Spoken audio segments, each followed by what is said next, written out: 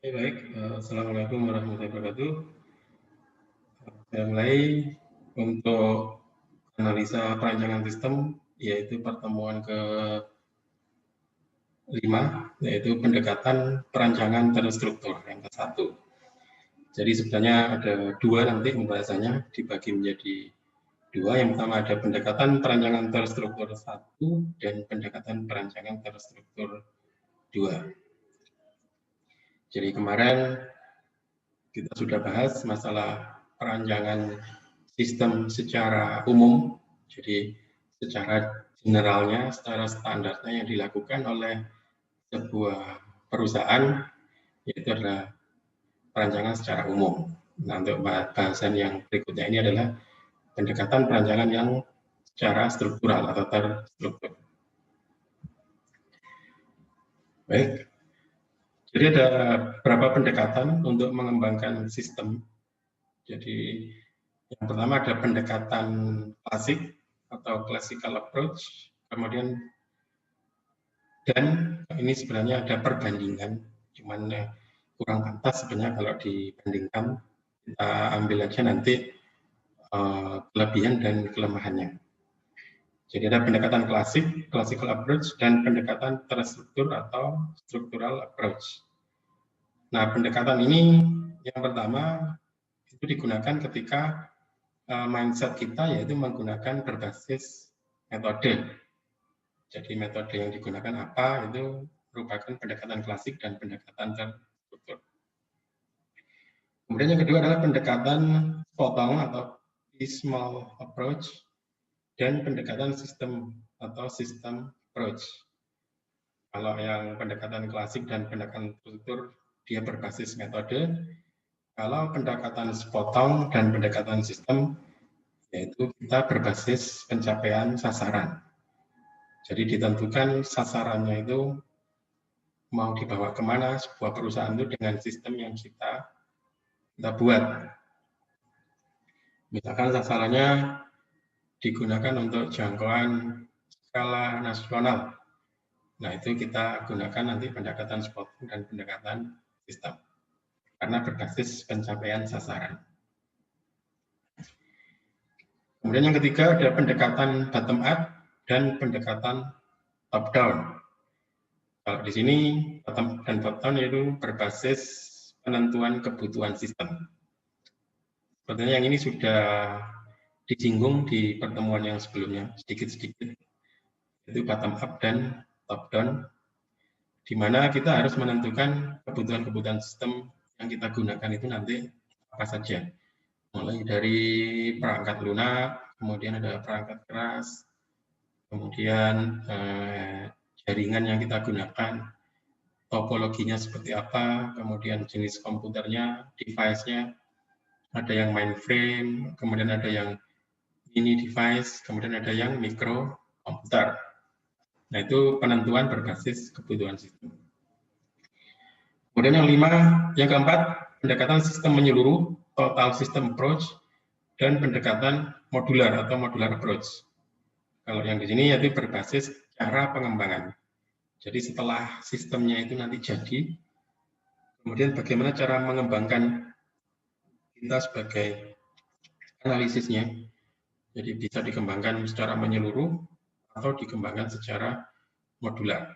Nah, ini pendekatan yang menggunakan cara pengembangan, berbasis cara pengembangan. Kemudian yang kelima ada pendekatan lompatan jauh atau grid loop approach dan pendekatan berkembang atau evolutionary approach. Ya, di sini berbasis teknologi yang digunakan. Jadi mau menggunakan teknologi yang up to date atau menggunakan teknologi yang middleware, nah itu menggunakan grid loop approach dan evolutionary approach. Oke, kita bahas satu persatu. Ada pendekatan klasik. Pendekatan klasik adalah pendekatan pengembangan sistem yang mengikuti tahapan-tahapan pengembangan sistem. Atau bisa kita sebut life cycle. Jadi sistem life cycle. Jadi pendekatan klasik itu dia mengikuti tahapan-tahapannya. Jadi misalkan seperti waterfall dan seperti itu. Cuman ketika kita menggunakan pendekatan klasik, yaitu kita tidak dibekali alat-alat dan teknik yang memadai. Jadi teknik ini munculnya di era sekitar 1970-an, sehingga disebut dengan pendekatan klasik. Pendekatan ini tidak cukup memadai untuk mengembangkan sistem yang ini sangat kompleks. Jadi kalau kita lihat sistem-sistem yang berjalan di abad milenial ini kan pasti sangat kompleks ya. Bayangkan aja misalkan Gojek, nah kita bisa mendeteksi posisi dari user, bisa mendeteksi posisi dari pengemudinya, bisa menentukan jarak, bisa menentukan rute, bisa menentukan harga, bisa menentukan kemudian rating dan sebagainya. Nah, itu adalah sebuah sistem yang sangat kompleks di era milenial ini.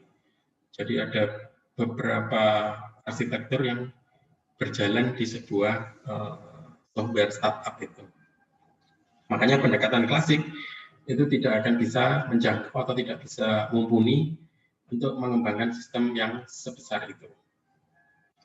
Sehingga muncul masalah-masalah penggunaannya. Jadi yang pertama, pengembangan perangkat lunak menjadi semakin sulit.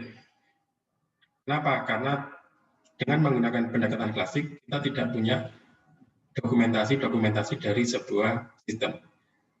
Sehingga ahli-ahli teknik, misalkan seperti programmer dan sebagainya, software engineer, developer, nah itu mereka tidak bisa mengembangkan sebuah perangkat lunak. Jadi semakin sulit. Biaya perawatan atau pemeliharaan sistem semakin mahal. Jadi karena tidak ada alur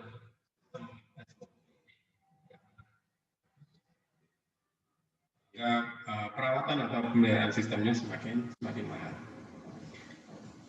Kemudian berikutnya itu mempunyai tingkat kesalahan yang cukup besar. Jadi ada sebuah sistem yang besar diselesaikan dengan pendekatan klasik yang kita tidak punya teknik atau alat tools yang membantu kita untuk menyelesaikannya. Nah, di situ pasti rentan mempunyai sebuah kesalahan.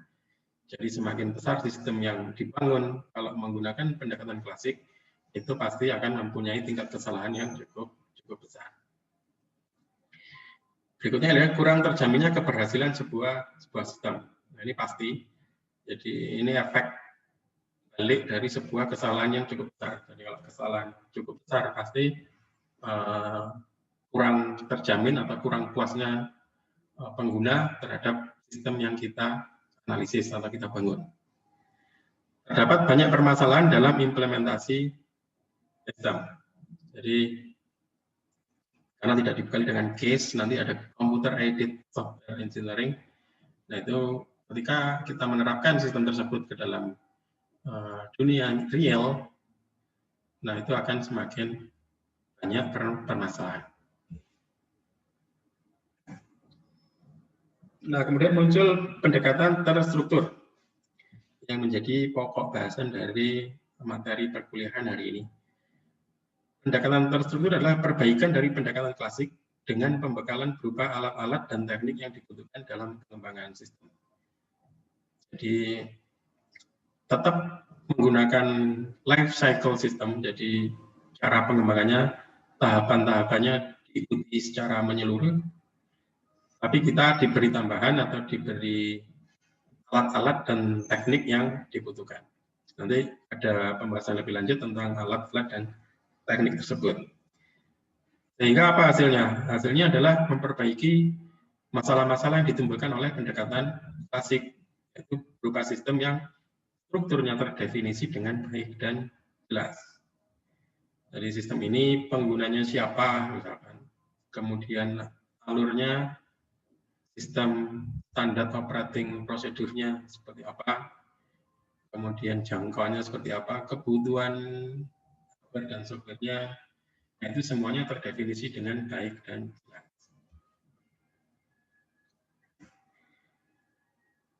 Kemudian ada metode dalam pendekatan terstruktur. Jadi metode ini dalam pendekatan terstruktur dibagi menjadi 3 kelompok. Yang pertama ada metodologi pemecahan fungsional, kemudian yang kedua adalah metodologi berorientasi data, kemudian yang ketiga adalah metodologi preskriptif. Apa itu? Pertama ada metodologi pemecahan fungsional, yaitu metodologi ini menitik beratkan ada pemecahan sistem ke dalam subsistem yang lebih kecil. Jadi ketika ada sebuah sistem dengan skala yang besar, nah dengan menggunakan metodologi pemecahan fungsional, maka fungsi-fungsi tersebut yang ada di dalam sistem akan dipecah ke dalam subsistem atau submodul-modul. Jadi nanti ada beberapa fungsi yang ketika fungsi itu dijadikan menjadi satu, dia akan menjadi sebuah sistem yang besar. Sehingga akibatnya apa? Akan lebih mudah untuk dipahami, dirancang, dan diterapkan. Kenapa? Karena perancangan sistemnya fokus ke dalam hal-hal yang kecil terlebih dahulu.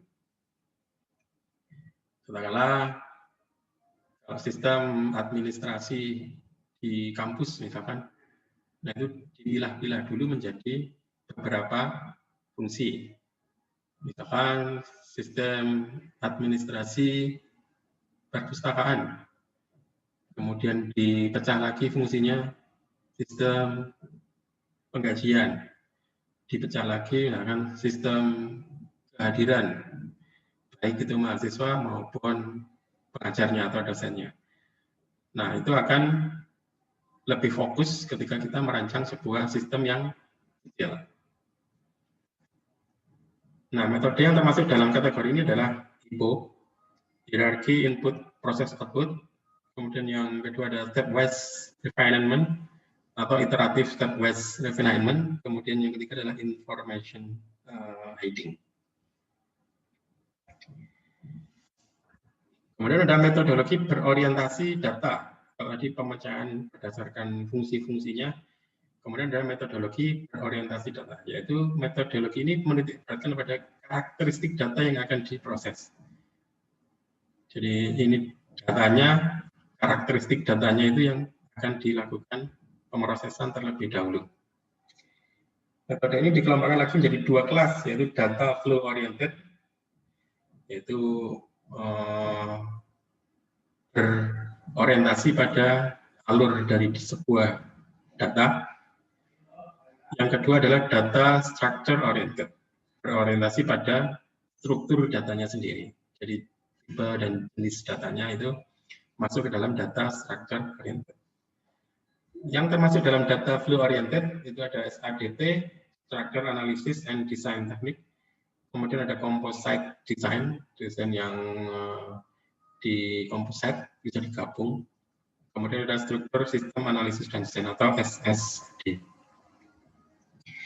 Data structure oriented yang termasuk di dalam metodologi adalah SD, Jackson System Development, kemudian WO atau Warnier Ort.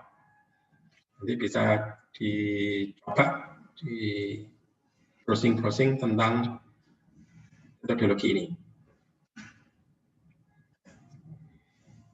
Kemudian ada metodologi preskriptif, metodologi yang dikembangkan oleh System House dan pabrik-pabrik perangkat lunak. Jadi ada sebuah pabrikan perangkat lunak, kalau dikatakan pabrik berarti dia ukurannya besar dan tersedia secara komersial dalam paket-paket program. Yang termasuk dalam metodologi ini adalah IS-DOS, kemudian ada Pride, SDM-70, kemudian ada Spectrum, SRES, dan SREM. Oke. Nah, kalau tadi kita menggunakan metode terstruktur, pendekatan metode terstruktur, kita dibekali oleh alat-alat untuk mengembangkan sistem, tool, dan teknik-tekniknya. Nah, di sini ada alat-alat pengembangan sistem, yaitu alat-alat yang digunakan dalam sebuah metodologi, umumnya berupa gambar, diagram, atau grafik. Karena kalau manusia itu melihat sebuah gambar, diagram, atau grafik, atau penampilan secara visual itu pasti lebih mudah dipahami. Namun ada pula alat yang tidak. Jadi beberapa alat pengembangan sistem berbentuk grafik, diantaranya adalah ini ada yang tadi, ada hipodiagram, kemudian ada data flow diagram yang nanti akan kita bahas di lanjutan pendekatan struktur yang kedua. Kemudian ada structure chart, kemudian ada SKDT, kemudian ada Warnier OR yang tadi sama digunakan pada metodologi Warnier OR juga. Kemudian ada Jackson digunakan pada metodologi.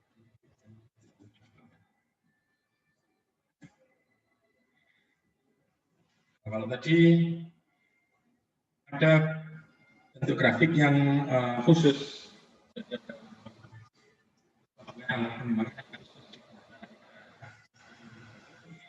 Kalau di sini terdapat pula beberapa alat bentuk grafik yang sifatnya umum. Jadi bisa digunakan di semua metodologi. Yang pertama dikelompokkan menjadi bagian menggambarkan aktivitas atau activity charting. Jadi aktivitas perilaku dari sebuah sistem itu seperti apa, itu menggunakan activity charting. Di dalamnya dibagi-bagi lagi menjadi sistem flowchart atau bagan alir sistem, kemudian bagan alir program atau program flowchart, kemudian bagan alir logika program, program logic flowchart, kemudian ada bagan alir program komputer yang terinci atau secara detail, kemudian bagan alir kertas kerja, paperwork flowchart, kemudian bagan alir database relationship flowchart, kemudian ada bagan alir proses atau proses flowchart, yang terakhir ada Gantt chart. Yang kedua, bagan untuk menggambarkan tata letak atau layout. Kemudian yang ketiga, ada bagan untuk menggambarkan hubungan personal relationship charting, yang dibagi lagi menjadi bagan distribusi kerja. Jadi setiap departemen itu job deskripsinya seperti apa, itu bisa disimulasikan atau dibuat diagramnya menggunakan bagan distribusi kerja. Kemudian ada bagan organisasi atau organization chart. Ya, misalkan susunan pengurus dari sebuah masjid, nah itu bisa menggunakan bagan organisasi.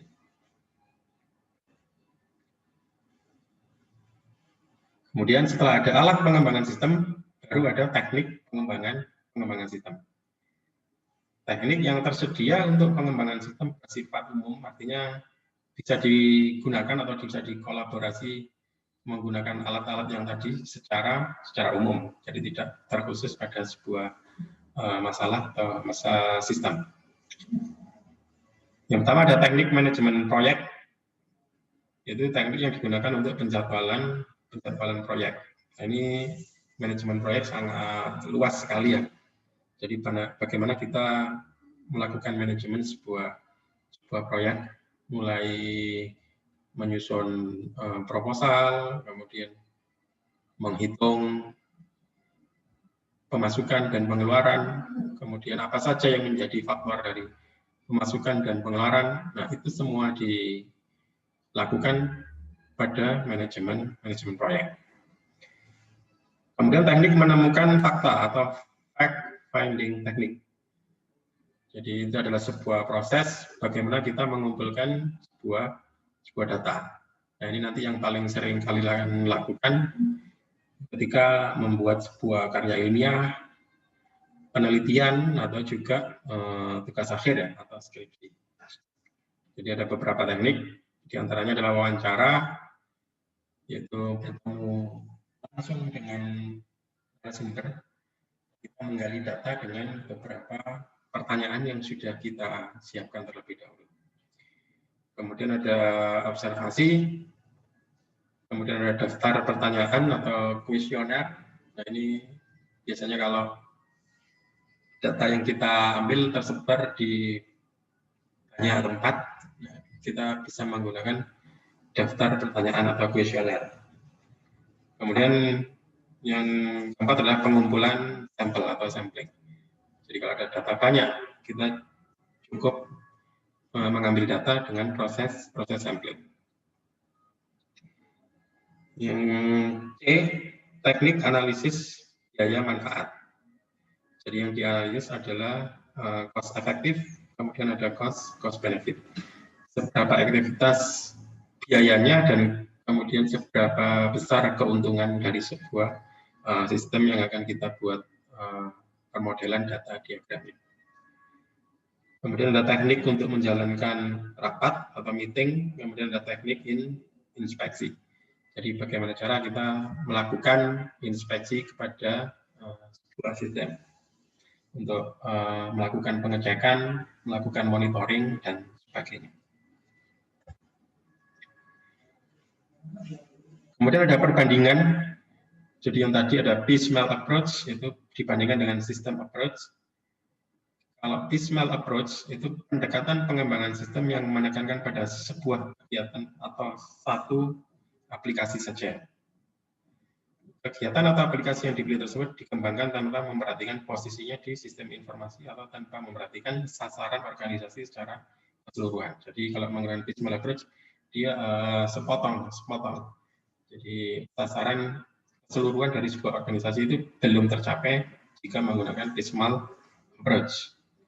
Kemudian dibandingkan dengan sistem approach, yaitu sebuah pendekatan sistem yang memperhatikan sistem informasi sebagai satu kesatuan yang utuh atau terintegrasi, di mana masing-masing kegiatan atau aplikasinya menekankan pada pencapaian sasaran keseluruhan.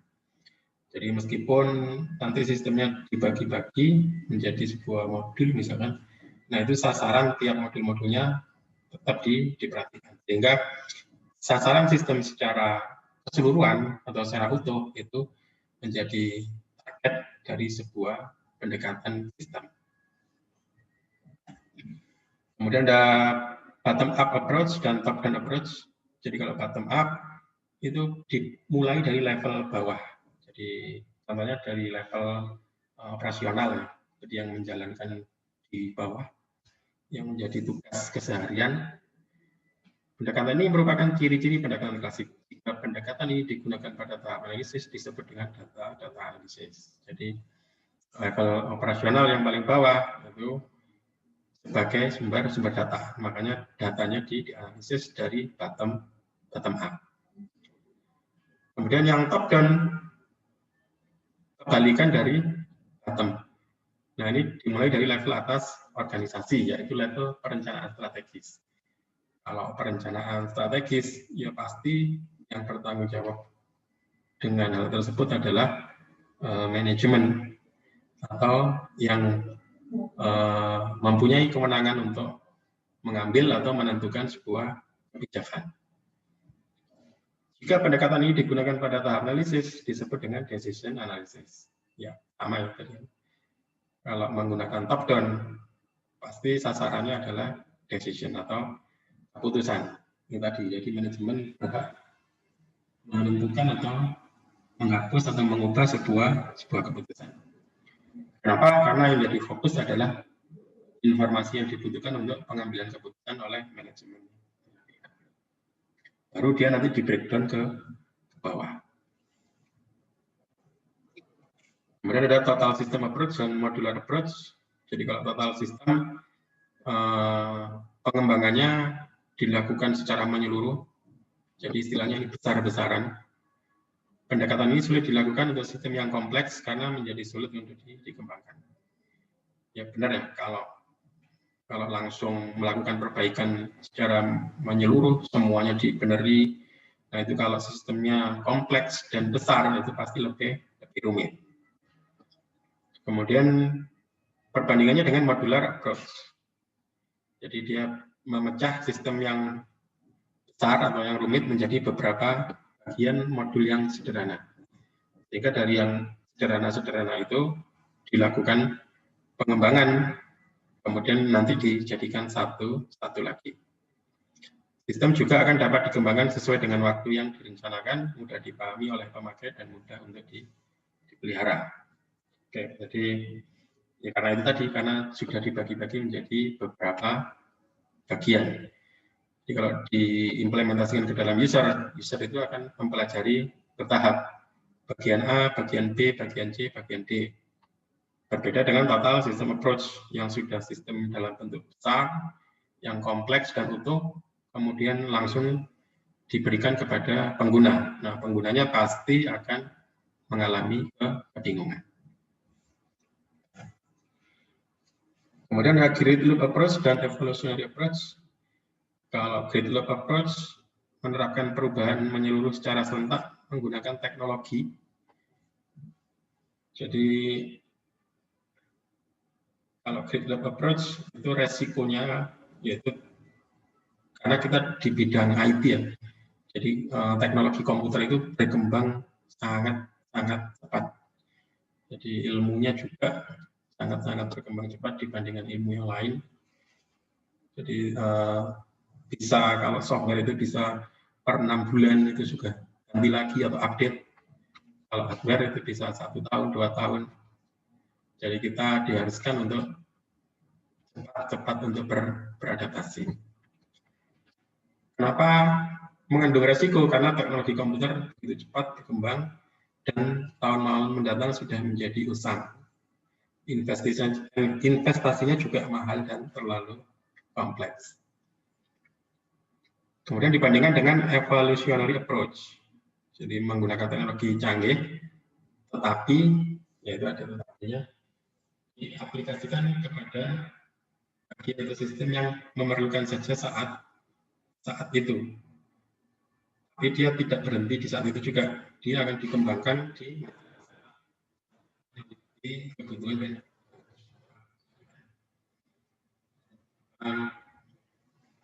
Yang pertama ada sistem absensi menggunakan input dari keyboard misalkan.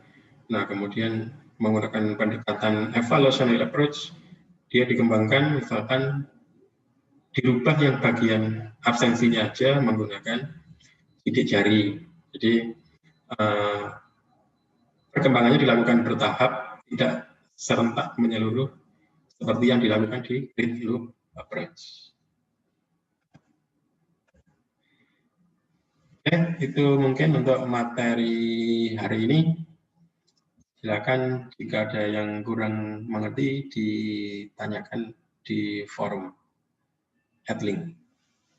Mungkin cukup sampai di sini, saya akhiri. Assalamualaikum warahmatullahi wabarakatuh.